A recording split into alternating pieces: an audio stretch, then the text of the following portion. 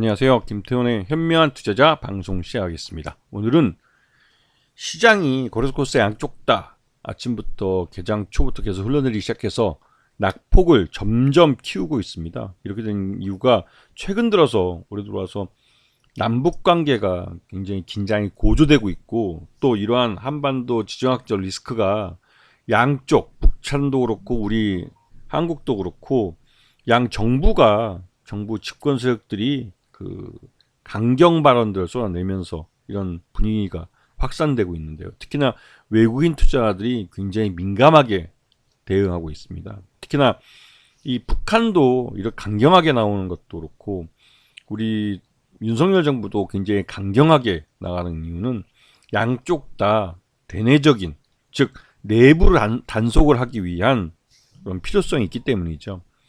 북한도 지금 여러 가지로 경제적으로 어려움에 처해 있고, 또 한편으로 러시아와 중국과 가까이 지내면서 그쪽으로부터의 여러 가지 이제 지원을 받을 수 있게 된 측면이 있으면서 한숨 돌렸다라는 말이 나오고 있죠. 여기다가 북한이 경제개발 5개년 계획의 결과가 그렇게 좋지 않기 때문에 이에 대한 문책성 책임을 추궁당할 수도 있는 상황이기 때문에 이러한 경제 실정 이런 부분을 대외적으로 책임을 돌리기 위해서 내부적으로는 굉장히 강경한 발언들을 쏟아내고 있는 것 같습니다.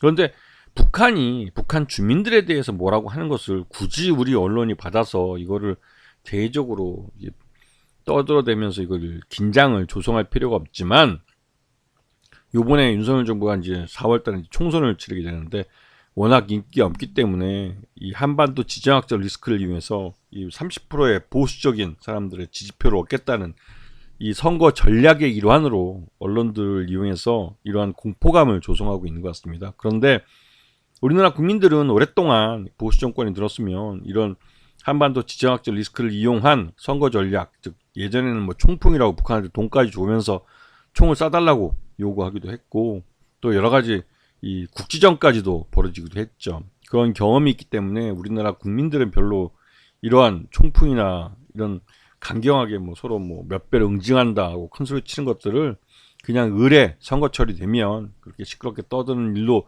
치부하는 그런 경향이 있습니다.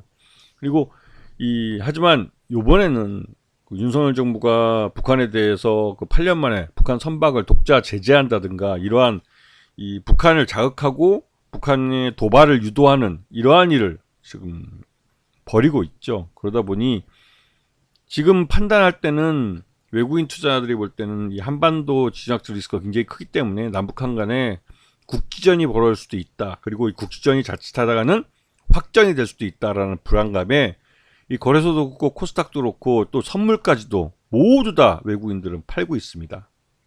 그만큼 민감하게 보고 있다고 볼 수가 있는 거죠. 그러면 외국인 투자자들에게 이 주식, 그러니까 우리 원화 자산을 팔았을 때 가장 민감하게 움직이는 건 원달러 환율입니다. 그런데 이 원달러 환율이 보시면 지금 계속 올라가고 있는 걸 볼 수 있죠. 단기간에 굉장히 많이 올랐습니다. 1343원. 지금 예전에 지난 연말 11월 달에 이 1300원 중반, 1350원, 60원 할 때 이때 한국은행이나 기획재정부 같은 데서 대규모 자금을 투입을 해서 이 원화를 이제 원화 가치를 방어하는 데 나선 모습이거든요. 이렇게 극단적으로 떨어지는 경우는 대부분 다 시장 개입을 했을 때 이런 현상이 나타납니다. 그런데 지금은 그와 정반대 현상이 나타나고 있는 거죠.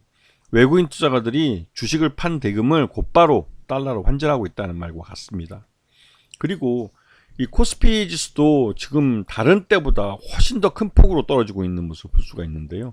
이 정도 되면 말 그대로 투매가 나왔다고 봐도 과언이 아니죠. 거래량 좀 예전하고 다르게 장대 양봉이 나올 정도로 지금 대규모 물량이 쏟아져 나오고 있는데요. 이 정도 되면 투매가 나왔다고 보는 게 맞습니다. 코스닥도 마찬가지죠. 오히려 코스닥은 개인 투자가들이 오히려 더 좀 이성을 차리고 시장을 보고 있다라고 해도 과언이 아닐 정도로 거래량은 그렇게 늘지 않았습니다. 그리고 이럴 때 시장이 전체적으로 다 파란색을 나타낼 때 이 전쟁공포 관련주인 빅텍, 스페코, 휴니드, 한일단조, 퍼스텍 이 모두가 정부의 어떠한 그 방위산업, 방위 물품을, 그러니까 무기나 이런 종류도 마찬가지고요. 납품하는 회사들이고, 이 회사들은 비교적 가격이 낮기 때문에 투자자들이 예전부터 이런 그 남북 관계가 긴장이 되면 이 빅텍이나 스페코나 휴니드 같은 경우는 그 묻지마 매수를 보였던 종목들입니다. 그만큼 학습 효과가 되어 있는 거죠. 그래서 한일단조와 퍼스텍까지 포함해서 5개 종목을 이런 남북 관계가 긴장 관계로 들어가고, 또 이러한 서로 남북 관계가 좀 더 불안해지고 또 국지전이 벌어질 것 같다는 공포감이 있을 때 빅텍, 스페코, 휴니드는 뭐 이런 실적과 관계없이 개인 투자자들이 그냥 묻지마 매수를 하는 종목들입니다. 그렇다면 지금까지 이런 방위산업체로 가장 유명한 이름을 떨치고 있는 항공우주산업이나 카이라고 그러죠. 한화 에어로스페이스나 현대 로템 같은 종목들은 오히려 이런 날은 약세를 나타내죠. 왜냐하면 외국인 투자자들이 주로 갖고 있기 때문에 외국인들 매물이 나오는 종목들입니다. 그리고 그러다 보니 오히려 이런 대형 방위사업체 같은 경우는 약세를 나타내고, 오히려 중소형주 쪽에서 이런 그 개인 투자자들이 선호하는, 그리고 또 학습 효과가 되어 있는 빅텍이나 스페코나 휴니드 같은 종목들이 급등하는 경향을 나타냅니다. 이거는 시장에서 이 코리아